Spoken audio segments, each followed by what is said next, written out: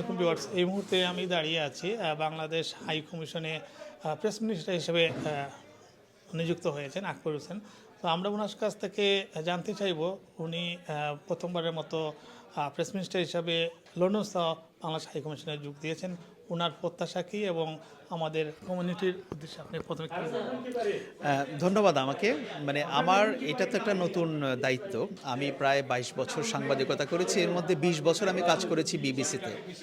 সুতরাং এই একটা একটা ব্রিটিশ প্রতিষ্ঠানে ২০ বছর কাজ করার পরে আমার জন্য এই কাজটা একটা নতুন অভিজ্ঞতা। That is true. আমরা যেহেতু সবসময় সাংবাদিকতা করে এসেছি এবং আমাদের একটা উদ্দেশ্য হচ্ছে ধরুন যে এখন মিডিয়ার যে সিনারিও যে চেঞ্জ হয়ে যাচ্ছে, যে ধরুন আমরা একসময় আগে যে ধরনের মিডিয়া দেখতাম ট্র্যাডিশনাল মিডিয়া, সেখান থেকে বের হয়ে এখন আমাদের ডিজিটাল মিডিয়ার যে প্রচার যে প্রসার, এইটাকে আমরা কিভাবে আরও ইফেক্টিভ ওয়েতে বাংলাদেশ হাই কমিশন আমরা ব্যবহার করতে পারি, ওইটা নিয়ে কাজ করাটাই হচ্ছে আমার একটা মূল লক্ষ্য। এবং তাছাড়া এখানকার যারা সাংবাদিক কমিউনিটি আছেন, সেটা ব্রিটেনের মেইন স্ট্রিম মিডিয়া কিংবা আমাদের এখানে বাংলা মিডিয়ার যে সাংবাদিকরা যারা আছেন, তাদের সঙ্গে একটা এনগেজমেন্ট গড়ে তোলা, আমরা সেভাবে কীভাবে ইফেক্টিভ ওয়েতে কাজটা করতে পারি। কারণ আমাদের মূল লক্ষ্য তো হচ্ছে বাংলাদেশকে তুলে ধরা, বাংলাদেশের মানুষকে তুলে ধরা।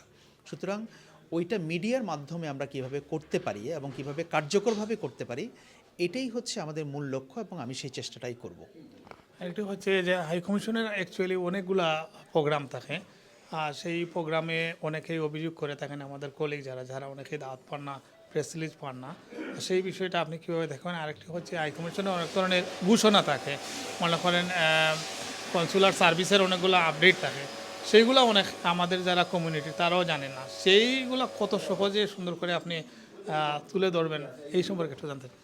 দেখুন, একটা বিষয় আমি আপনাদেরকে আশ্বস্ত করতে পারি যে আমি অতীতে কি হয়েছে সেটা আমি জানি না, যে সাংবাদিকরা হাই কমিশনের দ্বারস্থ হতে হবে না সংবাদের জন্য, বরং হাই কমিশনই আপনাদের কাছে যাবে।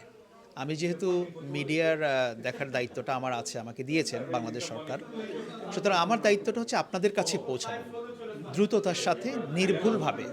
সুতরাং হাই কমিশনের যত কাজ যেটাকে আমরা মনে করব যে ইম্পর্টেন্ট, সেটাকে আমরা আপনাদের মধ্যে দ্রুত সার্কুলেট করার ব্যবস্থা করব। আর এছাড়া আপনারা সাংবাদিকরা যারা আছেন, আপনারা যদি মনে করেন যে কোনো কিছু আপনাদের জন্য গুরুত্বপূর্ণ, কোনো একটা বিষয় আপনাদের আরও জানার ব্যাপার আছে, সেখানেই তো আমার সঙ্গে আপনারা যোগাযোগ করতে পারেন, হাই কমিশনের সঙ্গে যোগাযোগ করতে পারেন। And we are very open, এটা নিয়ে কোনো সমস্যা নয়। আমি যেটা বলতে চাচ্ছি যে সংবাদ আপনাদের জন্য পৌঁছে যাবে, আপনাকে যেটাকে সংবাদ, আপনাদের এখন আর এটাকে পেছনে ঘুরতে হবে না।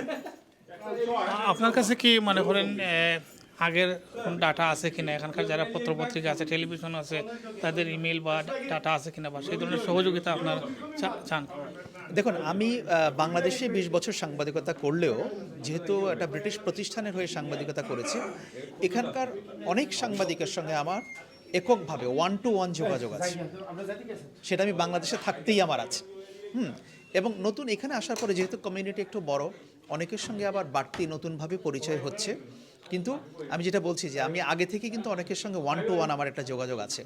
এবং এই যে আমি আজকে আপনাদের প্রোগ্রামে আসলাম, এখানে অনেকের সঙ্গে পরিচয় হলো, ভবিষ্যতে আরও প্রোগ্রামগুলোতে যাব, সেখানে আরও অনেকের সঙ্গে পরিচয় হবে।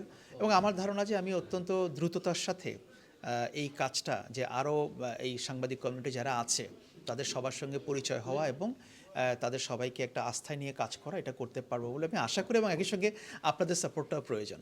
ধন্যবাদ।